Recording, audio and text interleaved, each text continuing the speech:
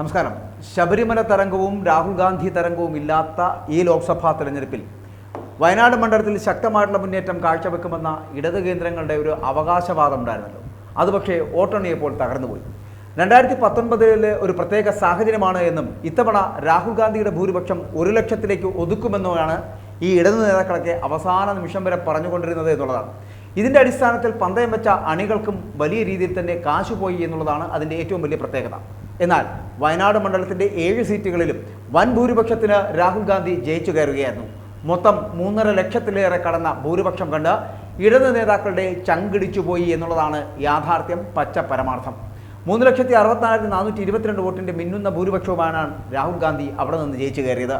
വണ്ടൂർ നിയോജക മണ്ഡലം ഒറ്റയ്ക്ക് സമ്മാനിച്ചത് 68,684 വോട്ടിൻ്റെ ഭൂരിപക്ഷം. ഇക്കുറി കേരളത്തിൻ്റെ നിയോജക മണ്ഡലങ്ങളിൽ നിന്ന് ഒരു സ്ഥാനാർത്ഥിക്ക് കിട്ടുന്ന ഏറ്റവും വലിയ ഭൂരിപക്ഷമാണ് വണ്ടൂർ നൽകിയത്. വണ്ടൂർ നിയോജക മണ്ഡലത്തിൽ നിന്ന് രാഹുൽ ഗാന്ധിക്ക് 1,12,310 വോട്ടുകൾ ലഭിച്ചപ്പോൾ ഇടതുമുന്നണിക്ക് വേണ്ടി കളത്തിലിറങ്ങിയ CPIയുടെ നേതാവായിട്ടുള്ള ആനി രാജയ്ക്ക് 43,626 വോട്ടുകളാണ് ലഭിച്ചത് എന്നുള്ളതാണ്. BJP സംസ്ഥാന പ്രസിഡന്റ് K. സുരേന്ദ്രന് മണ്ഡലത്തിൽ നിന്ന് ആകെ കിട്ടിയത് 13,608 വോട്ടുകൾ മാത്രം. വയനാട് പാർലമെന്റ് മണ്ഡലത്തിൽ എല്ലാ നിയോജക മണ്ഡലങ്ങളിലും രാഹുൽ ഗാന്ധിക്ക് വൻ ഭൂരിപക്ഷമാണ് ലഭിച്ചത് എന്നുള്ളത് പ്രത്യേകതയാണ്.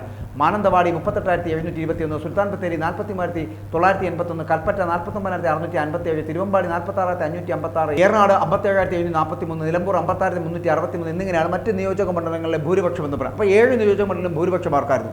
നിലമ്പൂരിലും 1.5 ലക്ഷത്തിലേറെ ഭൂരിപക്ഷം ഉണ്ടായിരുന്നു എന്നുള്ളതാണ്. LDFിൻ്റെ സിറ്റിംഗ് സീറ്റായിട്ടുള്ള നിലമ്പൂരിലും രാഹുൽ ഗാന്ധിയുടെ ഭൂരിപക്ഷം 1.5 ലക്ഷം കടന്നു എന്നുള്ള പ്രത്യേകത കൂടി ഉണ്ടായിരുന്നു. രാഹുൽ 99,325 വോട്ടുകൾ നേടിയപ്പോൾ ആനി രാജ 42,962 വോട്ടുകളും K. സുരേന്ദ്രൻ 17,520 വോട്ടുകളുമാണ് നിലമ്പൂർ അസംബ്ലി മണ്ഡലത്തിൽ നിന്ന് നേടിയത്. ഇതോടെ രാഹുൽ ഗാന്ധിയെ പിടിച്ചുകെട്ടുമെന്നൊക്കെ PV അൻവറിൻ്റെ വെറും ബഡായി മാത്രമായി മാറി എന്നുള്ളതാണ് ആ വാക്കുകൾ. അതാണ് ഇപ്പോൾ തെളിയുന്നത്. കേരള ഭരണത്തോടും MLAയോടുമുള്ള കടുത്ത വിയോജിപ്പുകളും ഇവിടെ വോട്ടായി എന്നാണ് UDF നേതാക്കൾ അടക്കം പറയുന്നത് എന്ന് വേണമെങ്കിൽ നമുക്കതിനെ അനുമാനിക്കാം.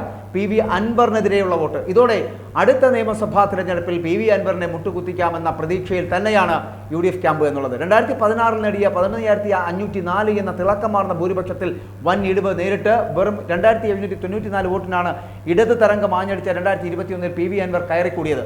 കഴിഞ്ഞ തവണ സ്ഥാനാർത്ഥി പ്രഖ്യാപനത്തിലെ കാലതാമസവും ഗ്രൂപ്പിസവും UDFന് തിരിച്ചടിയായിരുന്നു എന്നുള്ളത് വസ്തുതയും കൃത്യമായുള്ള സത്യവുമായി നിലനിൽക്കുന്നു. ആര്യാടൻ ഷൗക്കത്തിന് സീറ്റ് നിഷേധിച്ചതും UDF പാളയത്തിൽ അന്ന് വിള്ളലുണ്ടാക്കി എന്നുള്ളതാണ് യാഥാർത്ഥ്യം.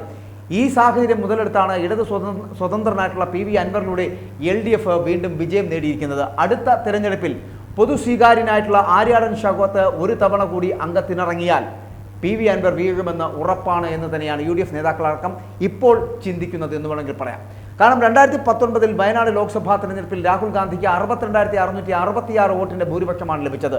അതിപ്പോൾ 56,363 കുറയ്ക്കാൻ കഴിഞ്ഞുവെന്നാണ് LDF പക്ഷേ കണ്ടെത്തുന്ന പുതിയ ആശ്വാസകരമായിട്ടുള്ള അവരുടെ വാദം. പക്ഷേ യാഥാർത്ഥ്യം അതല്ല. നിലമ്പൂർ നഗരസഭയും വഴിക്കടവ്, എടക്കര, ചുങ്കത്തറ, പോത്തുകല്ല്, കരുളായി മാത്രമല്ല അമരമ്പലം ഗ്രാമപഞ്ചായത്തുകൾ ഉൾപ്പെടുന്ന മണ്ഡലത്തിൽ ഇടത് ശക്തി കേന്ദ്രങ്ങളിൽ പോലും വലിയ വോട്ടു ചേർച്ച ഉണ്ടായി. അതുകൊണ്ട് തന്നെയാണ് രാഹുൽ ഗാന്ധിക്ക് ഭൂരിപക്ഷം ഉണ്ടായത്. നിലമ്പൂരിൽ അടക്കം രാഹുൽ ഗാന്ധിയുടെ ലീഡ് 5,000-ൽ ഒതുങ്ങുമെന്ന് ഇടത് ക്യാമ്പുകൾ അടക്കം പ്രതീക്ഷിച്ചിരുന്നു. പക്ഷേ അത് 1.5 ലക്ഷം കടന്നത് പാർട്ടി നേതൃത്വത്തെ അടക്കം ഞെട്ടിച്ചിരിക്കുന്നു എന്നുള്ളതാണ്.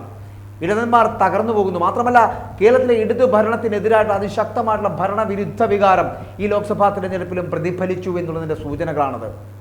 നിയമസഭാ തിരഞ്ഞെടുപ്പ് ആകുന്നതോടെ ഭരണവിരുദ്ധ വികാരത്തിൻ്റെ കുത്തൊഴുക്കിൽ തങ്ങൾക്ക് ഈസി വിക്ടറി ഉണ്ടാകുമെന്നാണ് പലപ്പോഴും മലപ്പുറത്തെ UDF നേതൃത്വം, ജില്ലാ നേതൃത്വം അടക്കം ഇപ്പോൾ കരുതിക്കൊണ്ടിരിക്കുന്നത്. PV അൻവറിനെ പിടിച്ചുകെട്ടുവാനുള്ള ഒരു മാർഗമായി മാത്രം വേണമെങ്കിൽ ഇതിനെ കാണാം.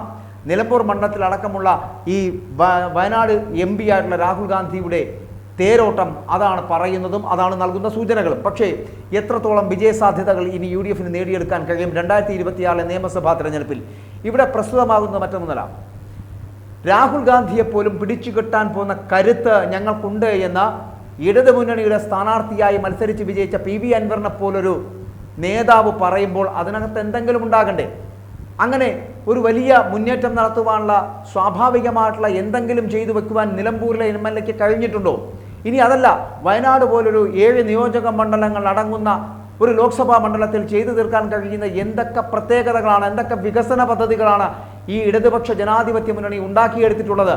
ഭരണവിരുദ്ധ വികാരമാണ് അലയടിച്ചത് എന്നും ആ ഭരണവിരുദ്ധ വികാരത്തിൽ തന്നെയാണ് 18 സീറ്റുകളും നേടിയെടുക്കുവാൻ ഈ UDF-ന് കഴിഞ്ഞത് എന്നുള്ള യാഥാർത്ഥ്യവും മറന്നുപോകരുത് കോൺഗ്രസ്സുകാരും ഒപ്പം തന്നെ ഇടതുമുന്നണിയും. കാരണം കോൺഗ്രസിൻ്റെ മേന്മ കൊണ്ടല്ല, പകരം ഈ പറയുന്ന ഇടതുപക്ഷത്തിൻ്റെ കുറവുകൾ കൊണ്ടാണ് ഇവിടെ കോൺഗ്രസിന് ജയിച്ചു കയറാൻ കഴിഞ്ഞതെന്ന് മറന്നു പോകരുത്. അതുകൊണ്ട് തന്നെയാണ് ഈ രാഹുൽ ഗാന്ധിയെയൊക്കെ വെല്ലുവിളിക്കുമ്പോൾ, അല്ലെങ്കിൽ അതുപോലെ ദേശീയ നേതൃത്വം നിൽക്കുന്ന നേതാക്കളെയൊക്കെ വെല്ലുവിളിക്കുമ്പോൾ PV അൻവറിനെ പോലുള്ളവർ ഒന്നുകൂടി മനസ്സിരുത്തി ആലോചിക്കണ്ടേ? നരേന്ദ്രമോദിയെയോ അല്ലെങ്കിൽ അതുപോലെ കുറച്ചുകൂടി പരിണിതപ്രജ്ഞനായ നേതാക്കളോ അങ്ങനെയുള്ള നേതാക്കൾ വന്ന് മത്സരിക്കുമ്പോൾ, അത് കോൺഗ്രസിൻ്റെ ആവട്ടെ BJP-യുടെ ആവട്ടെ ആരുടെ ആവട്ടെ, അത്തരത്തിലുള്ള നേതാക്കളെ വെല്ലുവിളിക്കുവാനുള്ള കരുത്ത് ഉണ്ടാക്കിയെടുക്കുന്ന PV അൻവർ ശ്രദ്ധിക്കേണ്ടത് നിങ്ങൾ എന്ത് ചെയ്തു ഈ നാട്ടിലെന്നാണ്.